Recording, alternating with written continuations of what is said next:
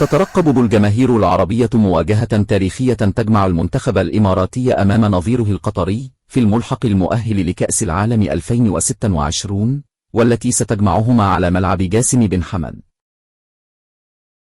يقترب المنتخب الإماراتي من حسم التأهل لكأس العالم بعد الفوز المثير على عمان بثنائية مقابل هدف، وعلى أثرها يتصدر جدول ترتيب مجموعته برصيد 3 نقاط.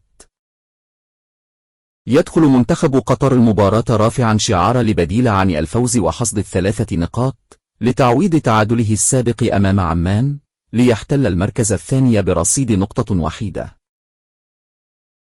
يحتاج منتخب الإمارات لتحقيق الفوز أو التعادل في المباراة القادمة أمام قطر لحسم التأهل بشكل مباشر للمونديال، بينما يريد منتخب قطر الفوز فقط على الإمارات لضمان التأهل لكأس العالم.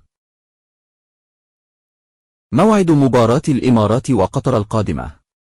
ومن المقرر أن تنطلق مباراة الإمارات وقطر القادمة في الملحق المؤهل لكأس العالم يوم الثلاثاء الموافق 14 من أكتوبر الحالي، وذلك في تمام الساعة 8 مساء بتوقيت مكة المكرمة والقاهرة والدوحة،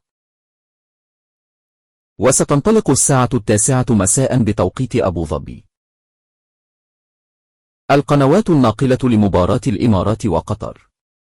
ستذاع مباراة الإمارات وقطر المرتقبة والحاسمة في التأهل لكأس العالم عبر قنوات بي إن سبورتس الحاصلة على حقوق نقل مباريات الملحق الآسيوي، كما يمكنك مشاهدتها على قناة الكاس.